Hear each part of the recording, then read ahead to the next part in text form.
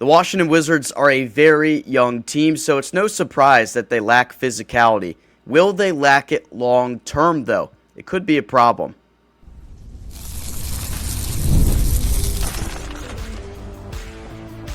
You are Locked On Wizards, your daily Washington Wizards podcast, part of the Locked On Podcast Network. Your team every day.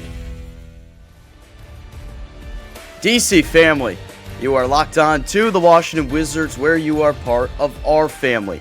We thank you for making Locked On Wizards your first listen every single day. We're part of the Locked On Podcast Network, where it's your team every single day. We remind you that today's episode is brought to you by Game Time.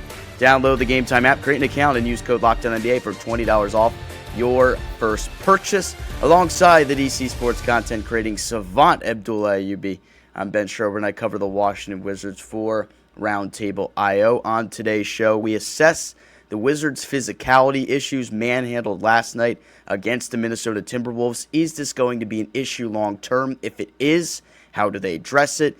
Also, we bring up Marvin Bagley. Is it worth keeping him around? I know he's going to be a name that you might see moved at the trade deadline. We talk about his recent performances, and then we preview Wizards and Magic, which tips off tomorrow. AB, how's it going? Doing good. Rough loss yesterday against the T-Wolves. It was crazy to see Anthony Edwards in person for the first time, and then on the way home, that Ravens game. I know Ravens fans, a good amount of them are Wizards fans also. They were probably heartbroken after that loss. But hey, both DMV teams, or if you don't want to consider Baltimore in the DMV, whatever, are not in the playoffs. And Wizards, if you're both Ravens fans, also Wizards fans, just look forward to that draft lottery. We're getting that top 4 pick. I made the argument today. In terms of DC teams, the Wizards are kind of the hottest team in town right now. Which they is won crazy 6 to 10 to say. games. The Capitals have kind of been sliding as of recently. They can't score in the power play. They have a bunch of issues. I expect the Capitals to get it together and be a playoff team, so I'm not saying the Wizards are the best team in town right now overall. They're not there yet, but in the last 2 weeks, the Wizards were actually the hottest team in town. So it's funny that things move like that. All right, back to last night. AB, the Wizards get out-rebounded by the Timberwolves by 16. Rudy Gobert completely wrecked that game because the Wizards just kind of lack physicality right now. And obviously the main reason why they lack physicality that they need down in the low post, down on the glass, is because they're a super young team composed of 19 to 21-year-olds. And most of those guys at that age don't come into the NBA with an NBA-ready body. But I do wonder long-term what we're going to see in terms of growth. I know Kyshawn George maybe is the best area of growth that we've seen so far in terms of like the weight he's gained, because I feel like he's put on the most muscle out of all the core players that have been drafted over the last couple of years. Like, I think he's been the most noticeable in terms of physicality because of the size he's put on. I think Sarr looks more physical this year than he did last year, but I think that's more of a mentality standpoint than it is in terms of weight. Sarr, they said, gained about 11 pounds from last year, so that's a good start. Hopefully, you'd like to see him get to like 230 pounds or something at some point in his career. The NBA still lists him at 205, but I thought the Wizards had listed him at like 215 or 220, so it's kind of hard to indicate where guys actually are in terms of weight. But still, AB, I wonder long-term with a guy like Sarr, with George, with Trey Johnson, Will Riley, what's the real peak that you see in terms of those guys filling out their frames and their body? Are they still going to have a physicality issue? Because there's a ton of teams out west, like Minnesota, that have dudes like Rudy Gobert, that have dudes like Naz Reid, that can completely disrupt a game when they face a team that's inferior in terms of physicality. And I wonder if it's going to be a long-term issue for the Wizards right now, if it's something they'll have to address. What do you think so far? Even Anthony Edwards, man, he had 6 rebounds last night, but it's a valid concern if you're a Wizards fan when you're moving forward and you're trying to be a team that's physical. We always talk about the fact that this team was flawed by design with the lack of big man depth because you have Vooch off the bench, Bags, and Sarr. Last year you had Jonas Valanciunas, and he was that mentor for Alex Sarr. This season, Alex Sarr has taken strides, and you love to see it. But the lack of physicality, I'd say I don't want to say next year, I'd say year 4. I think that's when we should be concerned if it's still a problem by getting out-rebounded by teams, especially since Alex Sarr is one of the bigger dudes on the court. And maybe you pair someone up from free agency. I always love the guy from Cleveland, Isaiah Hartenstein. Oh, sorry, no. He played with Cleveland, New York, with the Thunder, Isaiah Hartenstein, you brought up the fact before we recorded that the Thunder don't really have that many big men outside of guys like Chet Holmgren. They have depth, but Isaiah Hartenstein is that guy that can get you those rebounds and that can give you second chance opportunities. And with the Wizards, it's just the lack of defense, the lack of closing out the perimeter defense. On top of that, not being able to get loose balls, the 50-50 balls, just doesn't seem to go their way. And moving forward, maybe a guy like Cam Boozer, Caleb Wilson, who's growing on me day by day, man. I love his game. If you don't know who Caleb Wilson is, you're going to know his name when March Madness comes around. That's a guy that can solve that issue. But I'd say next year, if you're having this problem, a slight concern compared to this year. But year 4 of Alex Sarr, I'm going to be worried because at what point do you have to say he's a big man? How much help does he need when it comes to rebounding? Because last night he only had 3 rebounds. And it also reminded me that game of how last year looked compared to this year. It's a night and day difference, and there's times when Alex Sarr, when he can't get anything going offensively in the paint. Rudy Gobert, he's a great player defensively. I mean, that's what we want Alex Sarr to be, as ideally, and a more physical and more quicker Rudy Gobert who can shoot it from the outside. And I think going back to your question, physicality, I wouldn't be concerned about it now, but 2-3 years, if it's still the same recurring problem, Ben, then that's us as Wizards fans. We have to say, maybe Alex Sarr isn't that guy, and we need to just pair him up as some type of big man that can help him out. What? Can you hear me, Ben? My computer was frozen, and it No, wouldn't you're let me good. I was yapping too long. My bad. It wouldn't let me unclick the mute button for some reason, but all right, we're good now. To go back to your point, and I don't bring up the physicality as some kind of like detriment to anybody's game, because I feel like Sarr has already proven that he can be an almost elite level rim protector in this league. We've seen what he's done this year, leading the NBA in blocks amongst qualifying players. The performances over the last 6 games where he had 24 blocks before last night.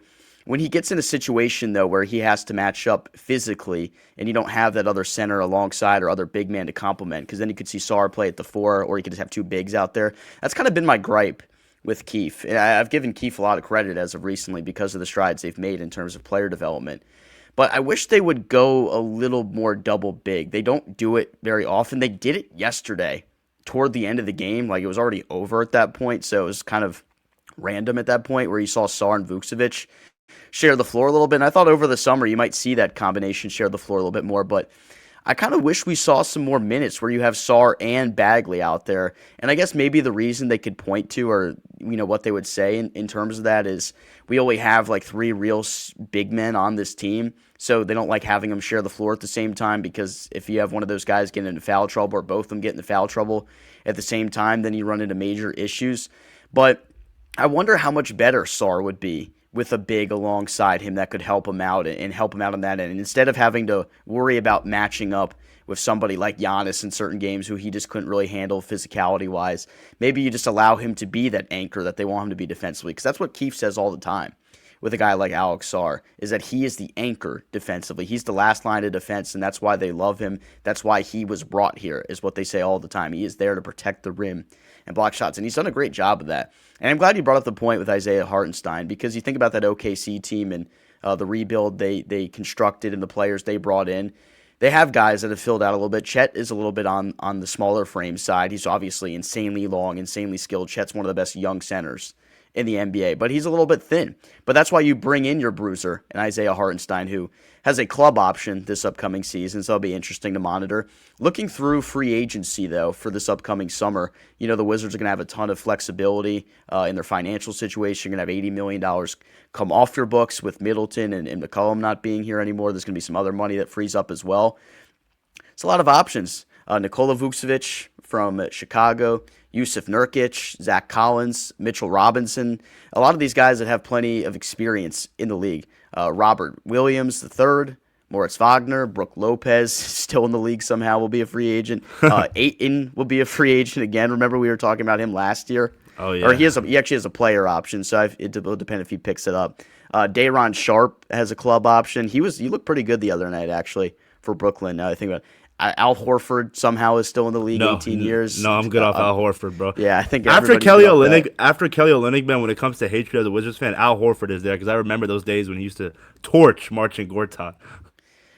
Yeah, but there's a good amount of options actually of guys that have a decent amount of experience, and I kind of look to these dudes that have around 8 years of experience in the league, because maybe could point to them being around 30 years old as being the ideal veteran you want. They're not as old as McCollum and Middleton, around 34, but if you have a guy that's like 28, 29, or 30 years old that you can sign to a 2 or 3 year deal to see where that takes you in the next season, see if you can get them on a relatively decent contract. So let's see, Mitchell Robinson makes $15 million this year. Robert Williams makes $12 million. Wagner makes $11 million. So that's interesting. I mean, the Wizards are going to have the money to make a type of move like that. But then also the conversation comes up about Marvin Bagley. What does his future look like in Washington? Would it be a mistake to actually trade Marvin Bagley at the deadline? We tackle that next. Fridays already feel different during basketball season, and FanDuel is making them even better. Every Friday night before the games tip off, FanDuel gives fans a new way to kick off the weekend with NBA Happy Hour. NBA Happy Hour is your official pregame, a limited time window where special offers drop right inside the FanDuel app before the action starts. Fridays from 6 to 7:30 Eastern have become appointment viewing with NBA Happy Hour. Opening the FanDuel app during Happy Hour always brings something new, boosts, bonuses, and surprises. It's easy to check the weekly special before tip-off and make a move before the window closes. The timing is perfect, right before the games, right before the weekend starts. It adds a little bit of extra energy to Friday night basketball without having to overthink it. So before tip-off, check the FanDuel app and see what's dropping during NBA Happy Hour every Friday from 6 to 7:30 Eastern. A little basketball, a little action, and a whole lot of Friday energy. That's NBA Happy Hour, only on FanDuel, the official sportsbook partner of the NBA. New year, new systems. This is time when a lot of us look at the messier parts of how we run our business and think, there's got to be a better way, right? And there is. Streamlining your communications is one of the quickest upgrades you can make, and that's why today's episode is brought to you by Quo, spelled Quo, the smarter way to run your business communications. Because when your team is reachable, organized, and communicating in one place, you're not just working cleaner, you're creating more opportunities to connect with your customers. I love how simple Quo makes everything. Everybody sees the full conversation thread, which makes replies faster and more personal, and it works right from your phone or computer. And you can even call from your existing number. And Quo's smart AI tools automatically log calls, summarize conversations, and highlight next steps so details never slip through the cracks.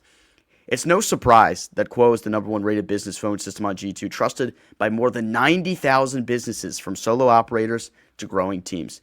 Make this year where no opportunity and no customer slips away. Try Quo for free, plus get 20% off your first 6 months when you go to quo.com/LockedOnNBA. That's quo.com/LockedOnNBA. Quo. No missed calls, no missed customers. Marvin Bagley, what a revelation, a renaissance to his career it's been. For a guy, it's crazy that we're having the conversation and saying renaissance for a guy like Marvin Bagley because he's only 26 years old. He's not an old player by any means, and he's one of the only players on this team that brings that physicality, the bruiser mentality that the Wizards have needed. And since the Wizards have been on this recent surge over the last couple of weeks or so, a big reason why is because of how Bagley has played off the bench. His activity, crashing the offensive glass, he gives you buckets down low. He can give you what he brings to the table defensively. He's not the best defender. I wouldn't even really say he's a very good defender, but he's capable. He can help you out a little bit on that end. Bagley's minutes have been really good, Abdullah, and I almost wonder, he's a guy that's on a 1-year deal right now. Do the Wizards entertain bringing him back, or are they going to get an offer that's too good to refuse for the guy? And it's funny because at this point, the Wizards are just playing games with Marvin Bagley's real estate agent, from him going to DC, getting released or traded, and then coming back. Right now, this year, he's averaging 10 points, 5.5 rebounds, almost 2 assists, 1 block a game, with just under 20 minutes a game. I think the minutes that he's given you, especially that spurt without Alex Sarr when he was dealt with injury, someone had to step up, and Tristan Vucevic, as young as he is, and Marvin Bagley is still relatively young, brought up him being 26 years old, he still has that experience, and it depends. I think if you get a good value for him from a contending team that needs a backup big man, then it would be hard to say no to that trade, especially Will Dawkins loves his second-round picks. But for right now, this is a guy that I love because considering the fact that we always talk about the lack of big man depth, and if you trade Bags, I mean, it's just Vooch, and we know JC gets rebounds and Alex Sarr, but that's it. And you're going to be getting out-rebounded a lot without Marvin Bagley out there. And Alex Sarr is a young guy, so who knows with the idea of him already dealing with minute restrictions. Is he going to miss time in the second half of the season? We're crossing our fingers that he doesn't. But if one big man in Vooch or Sarr goes down and Bagley's not here, that's going to be a problem as well. So unless the value is really there from a contending team, Ben, I still think you should keep him post-trade deadline. I've warmed up to the idea, if we're being honest. And after we re-signed him over the summer, I was excited about it because I thought I was proponent that this would be a guy that you end up flipping again. And I thought it was hilarious that you pick him up 2 separate times and then end up trading him at the deadline. And they just keep on like repeating the cycle. But no, this time around, Bagley has been different for me. I just feel like in what the Wizards have asked him to do, he's been really, really good and really serviceable from that realm. So maybe if you keep him in a role that's similar like that, it makes sense. I still like see him as like a backup big man for this team. So I'm not saying like he'd be the answer, like you slot him in as your forward/center alongside Sarr for the long-term goal. I don't think he's necessarily good enough for that. I think the Wizards would have to address that either somewhere else at some point in the draft or maybe one of those free agents I brought in. You have one of those guys bring in to start alongside Sarr. But I do like what Bagley brings to the table off the bench every single night, and I think they would miss that type of production off the bench. And I know there'd probably be like a consolation plan depending on what happens with him and what type of offer you get for him, because I'm sure he's going to have some interest on the trade market. Like it's pretty clear. I think most people I've talked to believe there's going to be some strong interest in him on the market, but it's hard to say overall like what that actually would be and what would really be worth it to give up, because if you're just getting second round picks at this point, I mean, maybe because you're trying to accelerate a little bit and expedite the rebuild. Well, not expedite, I guess, because you're trying to get out on the other side of it and you're not like taking a shortcut or anything like that. But if the reasonable expectation is that you're a little bit more competitive next year and you increase that win total by a significant margin, I think Bagley's minutes off the bench would actually be really helpful for you. So I'm kind of leaning toward I hope they keep him, but if they got some kind of offer that they absolutely can't refuse and they do make that move, I'm not going to be upset about it. So let me ask you this, because you kind of said the same thing with Corey Kispert, that you were warming up to him. If you were to trade one, Ben, would it be Bags or would it be Kispert? Oh, this is a tough one. I think if I had to trade one of them, I think just because of what the Wizards lack right now on the floor in terms of depth of the position, I think I would probably lean Kispert at this point, because I think you have capable shooters on this team, and Johnson's filled the void. And I know Champagnie, who's a young player on the wing right now, he's kind of inconsistent as a three-point shooter, but he shot the ball from three really well last year. Just hasn't really materialized this year quite yet. Did have a couple of encouraging performances last week. Maybe you'd look to him, or maybe you have Will Riley kind of become that player anyway, because that's a guy you used a first-round pick on as well. And now that Kispert came back yesterday, we saw Riley not play as much. I think I'd have to lean Kispert in this situation. I think I'd rather keep Bagley. What about you? I think I agree with you with that, and also the fact that I think Kispert also, the trade value is more than Marvin Bagley because his capability to shoot it from the outside, and nowadays NBA teams love guys that can shoot threes. So a contending team, potentially in the Western Conference, could say, hey, we need three-point shooting depth off the bench. Corey Kispert's our guy. And with Bags, I think, again, I always go back to the fact that lack of big man depth. If Vooch or Sarr goes down, Bags will step up. If without him, you only have those two guys compared to the wing room where you have a JC, you have a Bilal. Hopefully Kent Whitmore comes back from injury. You drafted Will Riley, drafted Jameer Watkins. With all those guys, it wouldn't be that much of a loss if you traded Kispert. But if you traded Bagley, then it would be a huge difference. And I feel like this conversation could become obsolete depending on what happens in the draft lottery. Because if you get Boozer, I love his physicality. I feel like he's got the kind of body that the Wizards would need, and that would actually get better as his career goes along because he's so young, but he already has like physical tools. I think that would make him a strong candidate to fill in right away alongside Sarr. Like Cameron Boozer, if you draft him, he's starting for this team next year alongside 100%. Alex Sarr, and it would look good. Caleb Wilson as well. He's a pretty physical guy. I'd have to check his like exact measurables. I know the athleticism is what stands out a lot about him. Off the charts, man. I'm telling you. Yeah, I gotta watch some more of his games. Actually, I really want to sit down and just grind some tape, watch some Caleb Wilson, watch all these guys. And once the NBA season's over, we're going to have plenty of time to sit down and discuss all of these players ad nauseum, sit down and watch the tape of all these guys. We don't necessarily have the time to do it all right now. But that's why we have guys like Nathan Grubel on last week who do sit down and watch these guys every single day, so they can tell us what it is and what it ain't with these guys. I guess it depends what you do in the draft is maybe how you move going forward after this point in terms of trying to find another big to pair alongside, because you and I have mentioned so many times how it feels strategic that they always have like one big on the floor at the same time, and that's why they don't rebound very well, they don't defend very well in a lot of instances. So maybe the plans going forward when you are trying to compete more is you have that other big guy alongside, and this draft is going to tell us a lot. I feel like the draft is so important this upcoming season that it could dictate where the team goes in all kinds of other directions, because whether or not you get a point guard in this draft or not, you might have to make a move to get a veteran point guard on this team, whether it's in the trade market or in free agency. So the draft's going to determine everything. That's how I'll preface it. I will say the second half of the season, I think we are going to see a lineup with a lot of Sarr and Vucevic, because those two 7-footers, offensively, I like what they can do. Defensively, we'll still have to see with Vucevic, because he's definitely a liability if you were comparing to how Alex Sarr is with his ceiling and being able to be an elite rim protector. I want to see it, Ben, because again, like last night against the Timberwolves, it was Brian Keefe was just saying, let's just throw something to the wall, see what it sticks, and it was putting them on the court at the same time, because clearly Minnesota was out rebounding them by a lot. Yeah, it's tough to compete in a game where you allow 25 second chance points and 16 offensive rebounds. So that's the whole reason you even make an episode like this today. All right, when we come back, Wizards and Magic tomorrow. Let's talk about it. During basketball season, there is nothing like being in the building. The energy, the crowd, that first big run that gets everyone on their feet. Fans want to be there for those moments, not stuck refreshing screens or guessing what tickets are really going to cost.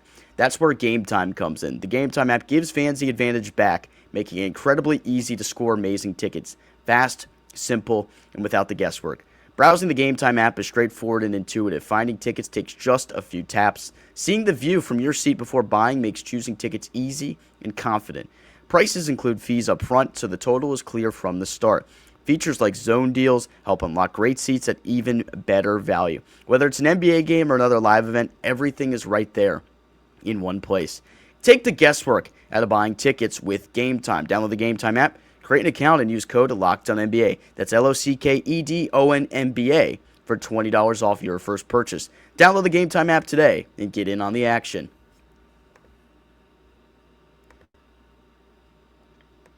Another home for this Washington Wizards team tomorrow against the Orlando Magic. We will have the coverage for you, of course, for the Locked On Wizards podcast network. 20-16, the Orlando Magic entered the game. They're 5-5 in their last 10. Point differential plus 1.7 on the season. I think I expected a little more from this Orlando team. I know they kind of made that run in the NBA Cup, AB, but they've lacked a little bit of consistency throughout the season. And after they traded 4 unprotected first-round picks in the offseason to go get Desmond Bane, I was like, whoa, this Magic team is really going for it. Considering where they were for so many years, the Magic, I felt about them how a lot of people probably feel about the Wizards. I was like, I never see that team being any good. I never see them being a true legitimate contender in the East, but to their credit, they went for it. And Bane's been a good player for them this year. He's averaged 19.3 in 36 games, 36 starts for him, 4.5 rebounds off the bench,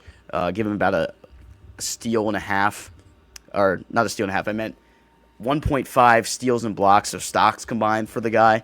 But it's interesting. You know, you got what you think is your superstar player there in Paolo Banchero. He's averaging 21 this year. I think still he has room to grow as a player. It's an interesting matchup, and these guys smoked us the last time we played them.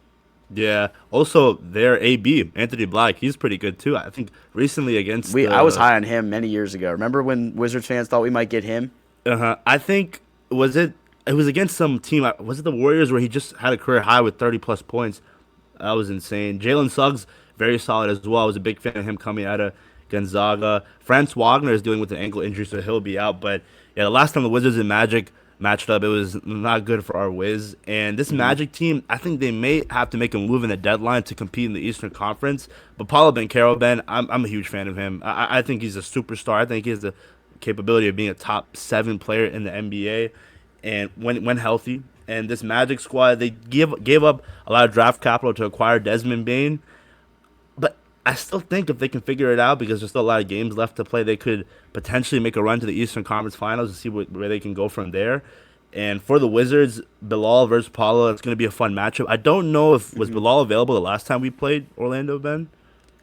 I don't even remember. It was so long ago. It was so long ago. I think he was available, actually. Okay, gotcha. So that's going to be an interesting match. We still have no timetable on Kyshawn George, right, Ben? Yeah, NBA teams just don't provide timetables anymore. Like, there's a possibility that Kyshawn might be available to play on Friday, and we're just going to find out Thursday afternoon. That's kind of how these things work at this point. It's obviously not the most ideal for people that cover the team, but it's just the way it is, so not much you can do there. I'm glad you brought up Anthony Black. So he had 38 against Denver on December 27th. Most recently, yesterday, in a win over Indiana, 135-127, he had 27 points. He's averaging 25 per game over his last 5 contests. Yeah, Anthony Black, really good, man. I love the dynamic he brings to the game. He's a great dribble drive, penetrator to the basket. He's also shooting the ball effectively from the outside this season at about 36%. So a little bit up for his career tick, which is about 34.5%. Indiana, AB, has lost 12 games in a row. If anyone was wondering why we were falling as much as we were in the tank standings, 12 losses in a row for the Indiana Pacers. It's very reminiscent of when we went on the 14-game losing streak early on in the season. Indiana is in that current rut right now where they can't buy a win. Is everyone still hurt outside of Tyrese? Like, not really, though.